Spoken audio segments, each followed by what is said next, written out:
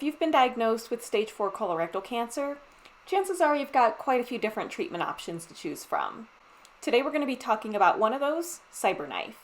CyberKnife was not an option for me after my diagnosis, so I've gotten the help from a fellow survivor, Jesse, to talk about his experience going through this treatment. So before we dive in, let me introduce myself real quick.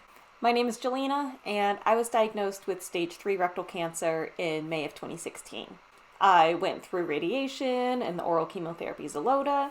I had a lower anterior resection, also known as LAR surgery, and got an ileostomy created during that surgery. I went through 8 rounds of the IV chemotherapy FOLFOX, then had my ileostomy reversed in June of 2017. Now let's talk with Jesse and hear about his experience with this disease and going through CyberKnife treatment. Well, welcome to my channel, Jesse. Thanks for coming on and being willing to talk with me. Yeah, thank you for having me. So before we get too far into this, can you tell us a little bit about yourself pre-cancer? So I'm originally from California, moved out to Colorado. My wife and I got married out here and have been out here for, I guess about 13 years now. But yeah, we were just going about our lives when all of a sudden started having some issues and some symptoms and needed to get in to check that out. All right. Well, can you share with us a bit about your symptoms and your diagnosis? Yeah, so my symptoms, I would describe them mainly as bathroom urgency. And it progressed and got worse to where I became a specialist for where all the bathrooms in the state were located. But eventually I had to get into the docs to take a look to see what's going on. They were band-aiding the problem, didn't quite know what was going on. So they were advising me to get more fiber in my diet for quite some time. That wasn't doing anything. Then I finally asked them if I could get a colonoscopy done, which they said I was too young for. So after fighting a little bit on that one, got the colonoscopy done. And that was the first time I actually found out what was going on, which was a very scary day. But at the same time, it was nice to know, hey, what is happening here? So how long was it from when you first started experiencing symptoms until you went in for that colonoscopy? I want to say probably a year and a half, maybe upwards of 2 years even. So I should have been getting into the doctor sooner, but being a stubborn guy, I thought, oh, it'll go away. It's not a big deal. It was a big deal. I've learned now to get into your doctor and find out what's going on before something is progressed into a further stage than where you could have caught it at. Right. So then what did you end up being diagnosed with from that colonoscopy? So they diagnosed me with stage 4 colorectal cancer. I had to get, I guess, a second opinion technically from the oncologist that they directed me to. But yeah, they confirmed that's exactly what was going on and that I was on a very short timeline to try to do something about that. So then after your diagnosis, you got a treatment plan from your oncologist. So what did that look like?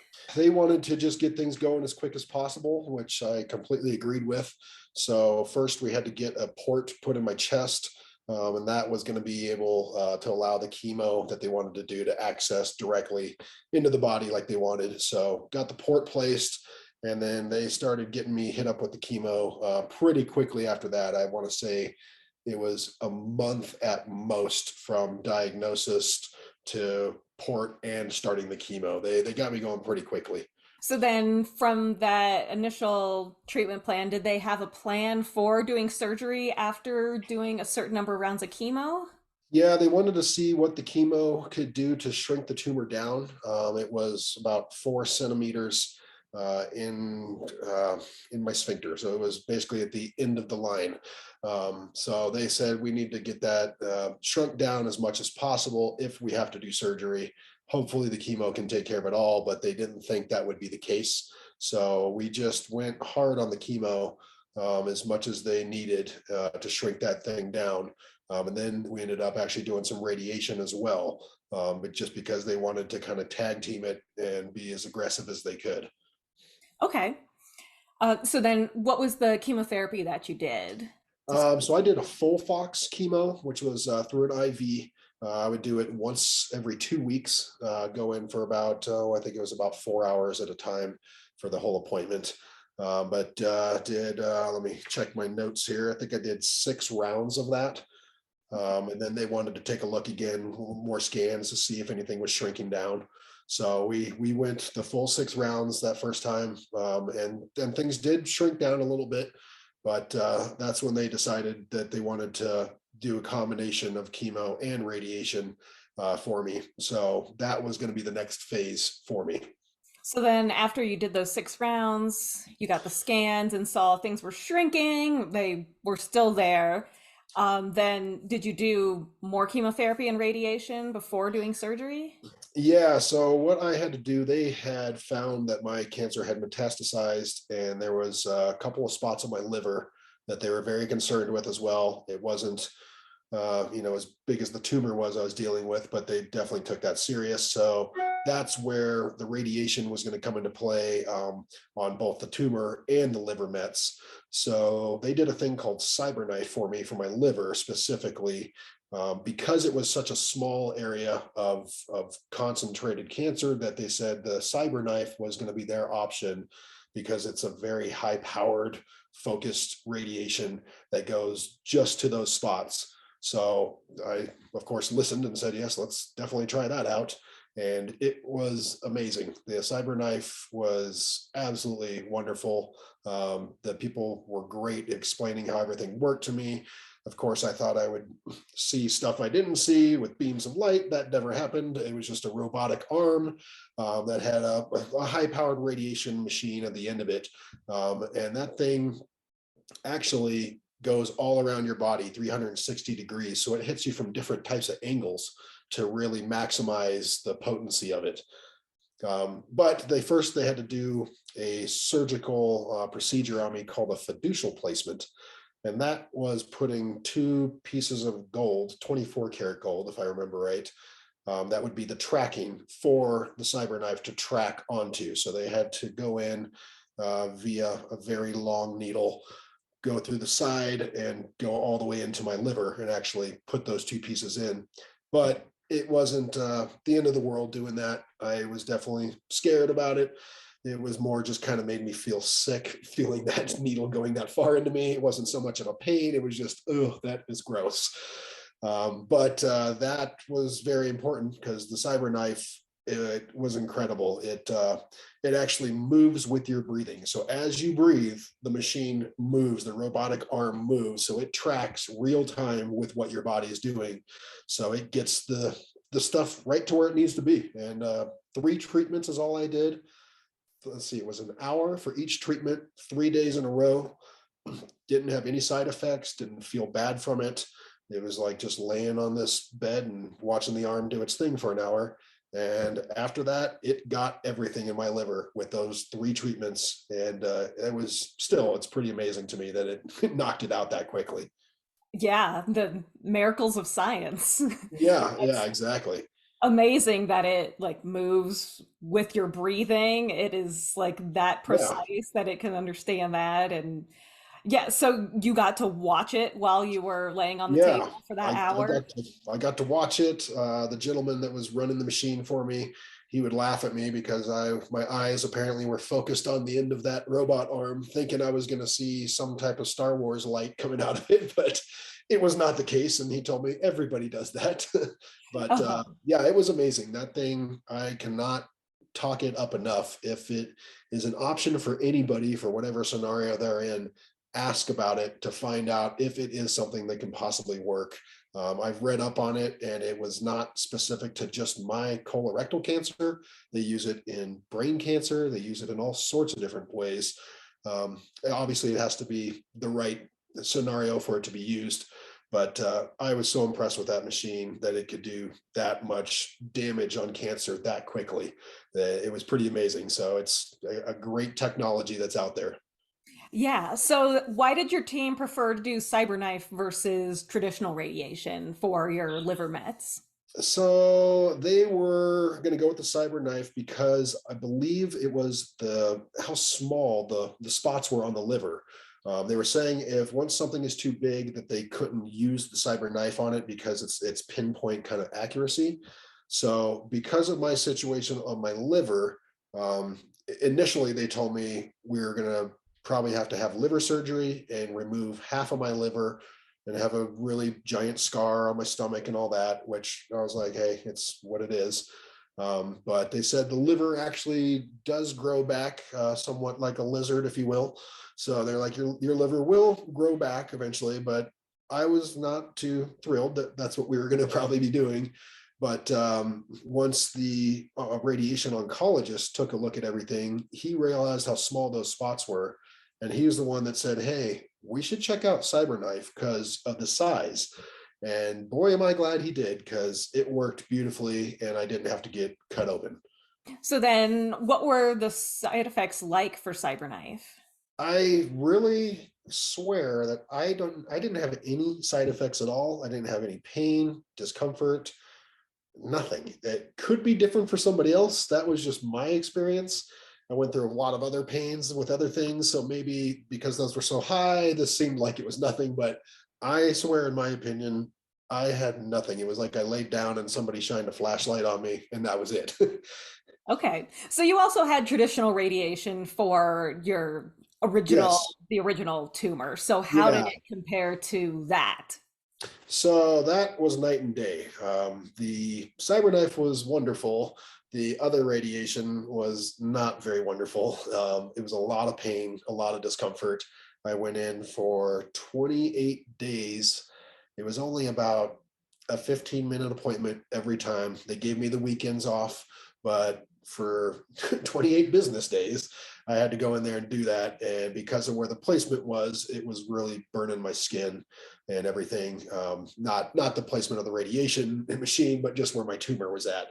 So to me, the way I would describe it, it's like re-microwaving the same piece of meat over and over. So it was very painful. It wasn't great, but it did its job, and it really shrunk the tumor down in combination with some oral chemo pills they were giving me at the time. So it really did its job, but there was a cream that I wish I could remember what the name of the cream was, but the docs gave it to us about halfway through the treatments. And I wish they would have given it to me in the beginning of the treatment, because it would have helped a lot more to control, I think, the pain and discomfort and all that. So then, did you do the traditional radiation after you did CyberKnife? Yeah. So after the CyberKnife, then we moved on to traditional radiation. Like I said, did that for about a month. Then they gave me a little bit of a break since I was getting hammered so hard from them. I think I want to say a couple of weeks is all I had off in between when they wanted to start regular chemo up again. Prior to the real surgery happening, they were just saying, we have more time on our hands and you're taking it very well. So we're going to hit you with more intravenous IV chemo, which was more, let me see, FOLFOX, I believe it was.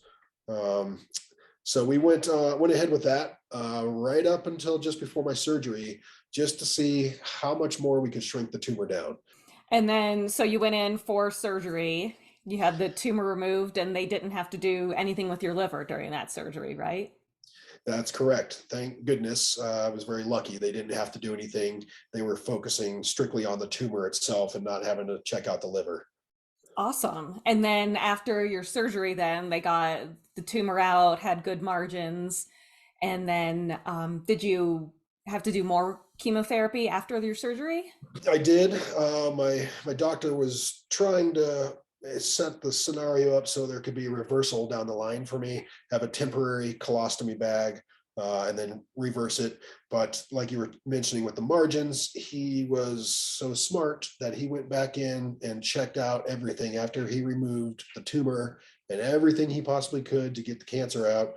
And he did find slight traces of cancer in the cells still on a very small level, to where he said there's not too much more to cut out here, but what we are going to do is take the rest of the stuff out where the cells could be at. So they ended up taking everything on the backside for me, which he had made me aware of, and it was a hard pill to swallow, but it was the right call. Absolutely. In my scenario, I remember distinctly telling him, do your best work today you've ever done. And he did. I'm sure he's done his best work every time with everyone, but it was the right call. And so I have a permanent colostomy bag because of it, but it was the right call for my scenario. And then they did want to do more chemo in case any of those small, minute margins were still in there. So we went, I think it was going to be another 6 rounds of chemo. Let me see here after surgery, but we only ended up doing 5 rounds. I was not feeling too great after that much chemo, and they decided, we've already pretty much loaded you up here, so we'll let you skip on the last one and you're okay. Okay. Did they do scans before they said, okay, you can be done after just five? They did. Yeah, we did a lot of CT and PET scans and MRIs throughout the entire process. I remember specifically in the beginning, the all of those scans were a a pain in the butt, if you will. It was hard for me with all my symptoms trying to lay in some of these machines for upwards of an hour and everything. But after we started chemo and everything, they promised me your symptoms will start slowing down. It won't be as bad. And they were right. And it gradually got easier on the scan level to do all that. But yeah, we definitely kept an eye on the scans throughout the whole process just to see exactly what everything was doing. So they were pretty comfortable with stopping one round short. They were, and I asked I could take it if I need to do one more. And they're like, no, we've given you more than the average person ever gets. So we're going to go ahead and stop now. Okay. So then after you finished treatment, what has afterwards looked like? You've gone in for scans, and how's everything gone since then? Yeah, everything's been going great since then. I just go in for my scans. They had me going in a lot sooner at first. We were getting the scans back to back to back every like 3 months, I believe it was. So we were really keeping a close eye, which I was completely on board with. But now I am sneaking up on my 3 year cancer remission mark in July. So now I'm on a 6 month schedule. They've slowed me down a little bit. And I think I get to continue the 6 months until about the 5 year marker. All right. Well, congratulations on having no evidence of disease for coming up on 3 years. Fingers Thank crossed. you. It'll, Yes. yeah, be 3 years here coming up here shortly. I'm just lucky. I just had a great team and all the family and friends and support. It was a combination of everything for sure. So I just wish everybody could have that. Yeah, for sure. So you mentioned that the tumors need to be small enough for using CyberKnife. So obviously, like our original tumors were too large in the colon and rectum. Do you know, like, what size were your tumors in the liver for people that are out there and know what size they are and are wondering if they might be I eligible for something like this? I don't remember what those sizes were. I wish I had that info for you. Okay. I don't know. I'm looking to my wife to see if she remembers, but she doesn't. Okay.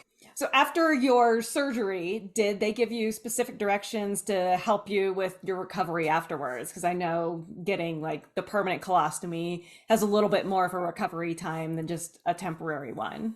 Yes, absolutely. With the surgery I had, they had to completely sew up my backside.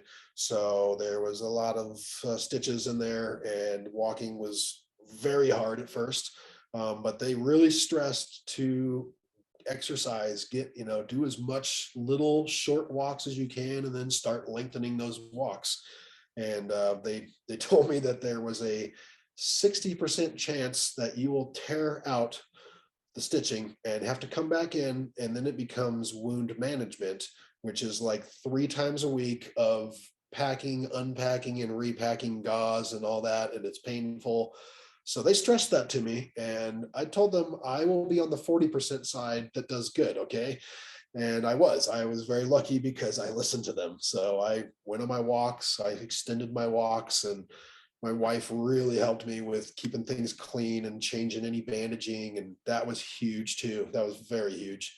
But I can't stress enough following the directions, because I can't imagine having to go back and deal with what they were explaining to me.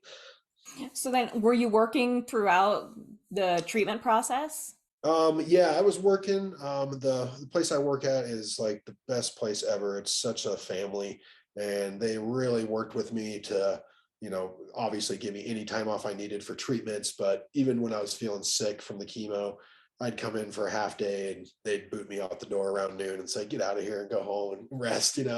So it took its toll on me. I think from what my doctors were telling me, like they said, I took it pretty well. So it wasn't fun, but I know it can be a lot worse for a lot of other people. So I think I kind of was on the lighter end of as far as the sickness goes and all that. And it came and went. It wasn't, always the same for me. Also neuropathy, I dealt with that like a lot of people do, tingling in the fingers. For me, it was just a couple, like two fingers, one finger in particular.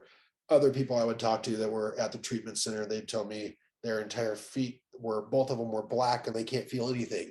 So I was like, oh my gosh, I have a finger. That's all. So I'm lucky. Yeah, for sure. Because you're a musician also, correct? Yeah. So I was really lucky on that for sure. I mean, I felt it, but I don't think I was feeling it to the extent a lot of people do. Okay, yeah. So did it affect your ability to play your instrument at all? It did. I didn't play drums for it was a long time because I couldn't sit down good. So once I healed up and I bought myself a softer seat to sit on, then I was able to play again. For me, I think the neuropathy, the biggest thing was the cold. It was winter when I was going through all my treatments. And yeah, the cold did really get to me. I can take cold pretty well, but I had to start getting warmer jackets, and my wife was buying me cool gloves and all sorts of stuff like that. Even the cold air, it felt like I'd have to put a scarf on coming out. It felt like knives going down my throat.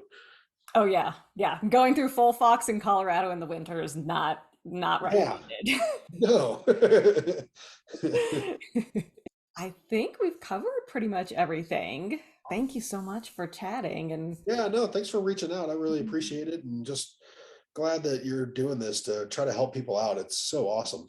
it's really helpful because there are not a lot of stories about like these specific parts of treatment and Yeah, everybody's got a different story, and I'm always so interested just to hear what is everybody's journey, because this was just my journey. thank you so much, Jesse, for sharing your story with us. I definitely learned a lot about Cyberknife during our chat, and I hope you all did too. If you'd like to hear from more Stage 4 survivors, you can click on the playlist right over here to hear their stories. Thank you for watching.